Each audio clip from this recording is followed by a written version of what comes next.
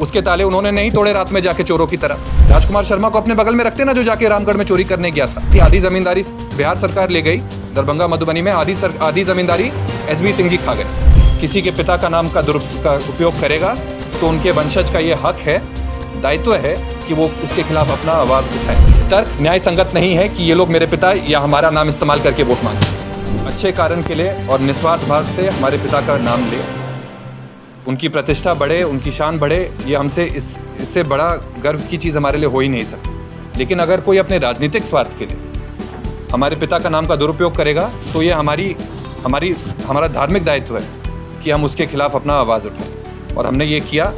और मैंने बहुत गौर से, कल सुशील जी, मैंने देखा, मैं वहाँ था तो नहीं, सुशील जी ने बेहरा सर से सवाल पूछा तो बेहरा सर ने कुछ तो एक आध शब्द उन्होंने यूज़ किया, लेगेसी, पर्सनालिटी वगैरह, वो मैं सेंस तो नहीं समझ पाया उसका। लेकिन मुझे लगता है उनका तर्क ये था कि कोई फेमस आदमी है, कोई पब्लिक पर्सनालिटी है, तो उसकी पर्सोना सबको बिलोंग करती है। पहली बात तो सर, ये नैतिक तौर पे ये एक अनक्वालिफाइड स्टेटमेंट नहीं है।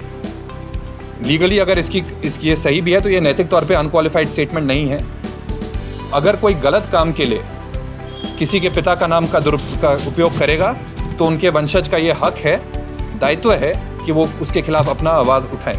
उन्होंने एक उदाहरण दिया था, उसके बारे में सीधा बात करना चाहूँगा। उन्होंने कहा था कि मानिए कोई स्वतंत्रता सेनानी थे या कोई बहुत बड़े व्यक्ति थे, वो गुजर गए, उनके नाम से कोई स्कूल खोलना चाहता है तो उनके वंशज को आपत्ति नहीं होनी चाहिए। लेकिन स्कूल के नाम पे अगर कंजर खाना खोल रहा है, अनैतिक कार्यों को स्कूल में करा रहा है, तो उनके वंशज का ये दायित्व है कि उनका नाम उस गंदे काम से नहीं जुड़े। अगर आप सब इस बात से, मुझे लगता है कि कोई भी इस बात से नैसर्गिक तौर पे सहमत ना हो, ऐसा हो ही नहीं सकता ये। और किस कारण सर, मैंने ऐसा नहीं है, अगर उनके बगल में बैठे हुए थे जो उनकी टीम के लोग, वो खड़े होकर बोल देते जो मैंने बात लिखी है वो गलत लिखी है, कि ऐसा नहीं हुआ था कि वो जाके हमारी जो रामगढ़ में प्लॉट जिस पे हम 12 साल से कब्जे पे हैं, उसके ताले उन्होंने नहीं तोड़े रात में जाके चोरों की तरह। वो खड़े होकर बता दे, आसपास के जो सारे ग्रामीण हैं वो आपको बताएंगे कि क्या बात हुई है। वो कहते तो कि अभिषेक झूठ लिख रहा है, और यदि अगर हमने कुछ गलत लिखा होता तो बगल में रखते ना अपने राजकुमार शर्मा को। बाकी लोगों को रखे हुए थे, राजकुमार शर्मा को अपने बगल में रखते ना, जो जाके रामगढ़ में चोरी करने गया था। काहे नहीं रखे थे? और अगर हमने ऐसे ही कुछ गलत कहा तो पांडे सर या जिन्होंने भी पत्र लिखा है, उनके असिस्टेंट ने, वो क्यों वो पत्र लिखते हैं? उस पत्र में ये नहीं लिखा गया कि आप कारण बताओ, नोटिस नहीं है, उसमें लिखा गया आप उपयोग करना या दुरुपयोग करना बंद करिए। अगर हमारी बात में दम नहीं होता तो ये बात नहीं कही जाती। और दूसरी बात, अगर हमने इतनी झूठ लिखी होती तो या तो खड़े होकर बोल देते कि हमने झूठ लिखी है एसबी सिंह के बारे में। एसबी सिंह खड़े होकर बोल देना कि हमारे गाँव की ज़मीनों को, मेरे पिता की ज़मींदारी थी, आधी ज़मींदारी बिहार सरकार ले गई, दरभंगा मधुबनी में आधी ज़मींदारी एसबी सिंह जी खा गए। अगर ऐसी बात है तो एसबी सिंह खड़े होकर बोले कि हमने नहीं किया है, बोले ना। जो मैंने तर्क संगत बात की है, जो मैंने एविडेंस दिया है कि 8.5 लाख प्रति कट्ठा की भूमि झंझारपुर मधुबनी में 3 लाख कट्ठा पे बेची गई है, बाकी दलाली की गई है, मैंने प्रमाण दिया है। मैं आप लोगों को वो दिखाना चाहूँगा सर। अनेक्शर 5 जो मैंने बनाया था, वो एक सेल डीड है 1.1 कट्ठा ज़मीन मधुबनी में, जिसकी सेल डीड में लिखा हुआ है सेल कंसिडरेशन 3 लाख रुपए प्रति कट्ठा। ये एक धीरज झा जी हैं जिनसे मैं बहुत सालों से परिचित हूँ। उनके बाबा से मेरे बाबा परिचित थे, वहाँ के ग्रामीण बेल में कर्मचारी हैं। उन्होंने एक रिसीट, एक उचित मूल सलाहकार प्राइवेट लिमिटेड से उनकी एक रिसीविंग है कि उन्होंने 12 लाख रुपए उसी 1.1 कट्ठा के लिए दिए। तो बाकी पैसे कहाँ गए सर एसबी सिंह जी? आप बताइएगा। आप खड़े होकर बोलिए कि मैं गलत बोल रहा हूँ तो ठीक है, मैं मान जाऊँगा। आप मेरे खिलाफ मानहानि का केस डालिए, कोई आधे पड़े वकील को अपनी तरह रख लीजिए जो आके मानहानि का केस डाले, उसके लीगल एक्सपेंसेस मैं भरूंगा। आप डालिए ना मानहानि का केस कि मैं कोई गलत बात कह रहा हूँ इसमें। और मिस्टर बेहरा इतने संपन्न व्यक्ति हैं, कुछ तो उनमें गुण होगा ही, लेकिन उनको इतनी समझ होनी चाहिए कि अगर कोई बात कह रहा है तथ्य संगत तो उनको तथ्य संगत जवाब देना चाहिए। मात्र ये कह देना कि ये अनुसंधान का विषय, ये काफ़ी नहीं है, ये उनको ज़ैब नहीं देता। उनको अगर वो कह रहे हैं, वो हमारे हितैषी हैं, कह रहे हैं कि हमारे संपर्क में, हमने एक बार उनसे बात किया, कहा उनसे कि सर नाम का उपयोग इन लोगों द्वारा नहीं किया जाए। आप भले डिसेंट आदमी, पर्सनली डिसेंट हो सकते हैं, और वो हैं भी पर्सनली डिसेंट मुझे लगता है, लेकिन आपके साथ जो लोग हैं वो दुरुपयोग कर रहे हैं। तो उन्होंने कहा अरे मैं तो जानता ही नहीं कि इन लोगों का बैकग्राउंड क्या है। अरे भाई, ये टीम, आप उसकी टीम का नाम एसके बेहरा की टीम है, पहले अमिताभ चौधरी की टीम थी, तो आपकी टीम है, आप अध्यक्ष पद के लिए लड़ रहे हैं, तो आपको नहीं पता कि किन लोगों को आप लड़ा रहे हैं। मीडिया से हमारे साथी हैं, आप लोग इस आप केस को फॉलो कर रहे हैं, जितनी भी अभी DSCA चुनाव क्योंकि बिल्कुल ही निकटतम आ चुका है, तो स्वाभाविक है आपके प्रश्न होंगे, तो जो भी हैं आप हमारे समक्ष रखें।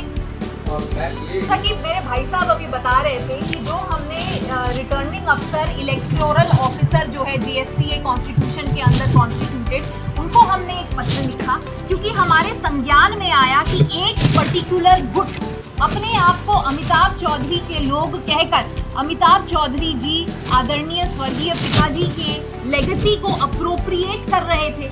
और हमें किस बात से पीड़ा हुई, जैसा कि भाई साहब ने अभी आपको बताया, इस गुट के बैलेट पे, टिकट पे जो नाम है, जैसे कि राजकुमार शर्मा, जैसे कि SB सिंह, राजकुमार शर्मा जी, इन पे आपराधिक गतिविधियों का और उसमें साथी होने का इनका हमारे पास साक्ष्य है।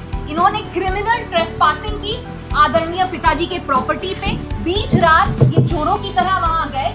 इन्होंने वहां एक ऑक्सी एसिटिलीन टॉर्च लेकर वहां पे आयरन का जो लगा पड़ा था लोहे को उन्होंने काटा।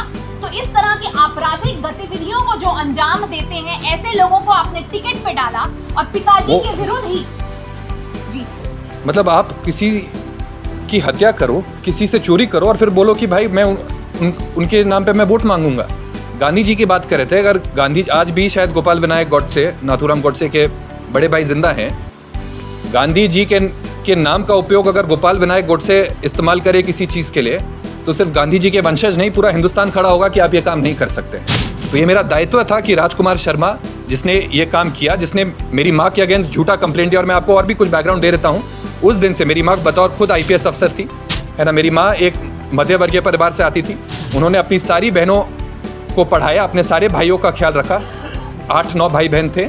उसके बाद वो ओरिएंटल इंश्योरेंस में 3 साल मुंबई में काम किए। बहुत कठिन परिस्थितियों में उन्होंने एग्ज़ाम की तैयारी की, एग्ज़ाम क्लियर किया, पास किया। पूरा जो भी मेरी और मेरी बहन आज हैं, उसका श्रेय मेरी माँ को जाता है।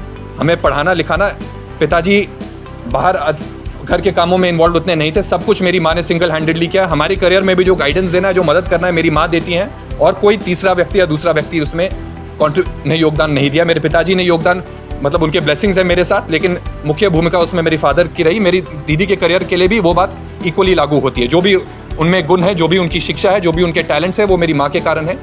वो माँ आज बिना पानी के, बिना पंखे के, बिना प्रॉपर वॉशरूम के उस रामगढ़ के प्लॉट में रह रही हैं, क्योंकि राजकुमार शर्मा, अरुण कुमार राय जो मैनेजिंग कमेटी के मेंबर हैं, तथाकथित अमिताभ के लोग गुट से, उन्होंने वहाँ पे जाके ताले तोड़े, CCTV कैमरा लगाने के प्रयास किए। तो ये बिल्कुल तर्क न्याय संगत नहीं है कि ये लोग मेरे पिता या हमारा नाम इस्तेमाल करके वोट मांग सकें। अपराधी एलिमेंट्स को रखा हुआ है, जैसे राजकुमार शर्मा, जैसे SB सिंह, जिन्होंने पिताजी के स्वयं के संपत्ति के साथ जिन्होंने उनका दुरुपयोग किया। SB सिंह ने अपनी दलाल और कमीशनगिरी उनके साथ करी। तो ऐसे लोगों को आपने टिकट पे रखा हुआ है जो आपराधिक गतिविधियों में इन्वॉल्व हैं, और उसके ऊपर से आप आदरणीय पिताजी का ही नाम प्रयोग कर रहे हैं। तो ये हमें बिल्कुल ही प्रत्येक नैतिक मापदंड से गलत लगा, इसलिए हम वो पत्र लिखने पर मजबूर। एक और बात है, उनकी प्रतिष्ठा के लिए कुछ अच्छा करे तो हमें कोई आपत्ति नहीं होगी। मूर्ति वाली बात जो थी, सुशील जी ने वो भी बात रखी। हवन वाली बात तो बिल्कुल ठीक थी। हवन मेरा अधिकार है, इनको भी अधिकार नहीं है हिंदू धर्म शास्त्र के अनुसार। बात गलत होगी, बेटी को भी अधिकार होना चाहिए, लेकिन सिर्फ अधिकार मुझे है। और अगर मैं नहीं हूँ तो कोई और, किसी और बेटे, मतलब मेरे कज़न को होगा, मेरे पैटर्नल कज़न को, मेरे चाचा के बेटे को होगा। इनको भी तक अधिकार नहीं है, ऐसा हमारे शास्त्र कहते हैं। तो उनको कैसे अधिकार हो जाएगा हवन कराने के लिए? मूर्ति की बात इसलिए हमने अब विरोध किया। आप मूर्ति के स्पेसिफिकेशन हमें बताते, लोकेशन हमें बताते और उसकी लागत बताते। अगर आप 3 करोड़ की मूर्ति बना रहे हो तो हमें नहीं लगता कि वो JSA के साधन का अच्छा उपयोग है। आप 10-20 लाख रुपए में कुछ करते तो ठीक है, चलिए बात हो सकती थी। आप आके प्रपोजल तो रखते भाई, आप खुद ही सब कुछ कर दे रहे हो तो हमें आपत्ति नहीं होगी क्या यार? और आपको प्रतिष्ठा की, हम अपने पिता के प्रतिष्ठा के लिए ही जी रहे हैं, और कोई जीने का औचित्य है ही नहीं हमारे पास, ना पैसे ना कुछ। उनकी प्रतिष्ठा और अपनी माँ के सम्मान के लिए ही हम लोग जी रहे हैं, ये भी और मैं भी। इस कमरे के ऊपर मेरा ऑफिस है, मेरे पिताजी का ऑफिस है। उसमें तथाकथित जो अभी भी मैनेजिंग कमेटी है, उसके सारे लोगों ने कहा था कि स्टेडियम का नाम मेरे फादर के डेथ 16 तारीख को हुई है, 22 या 23 तारीख की घटना होगी, 13 दिन की अवधि में, कि स्टेडियम का नामकरण मेरे पिता के नाम पे होगा। हमने अपनी सहमति प्रदान की थी। अगर उनको वाकई में इतना हमारे पिता के प्रति सहानुभूति होता है, उनकी उतनी सम्मान कर रहे होते, तो जो हमें वादा करके गए थे 22 या 23 जुलाई 2022 को, उसको वो पूरा करते। तो ये बस ये राजनीतिकरण है, इससे अधिक कुछ नहीं है।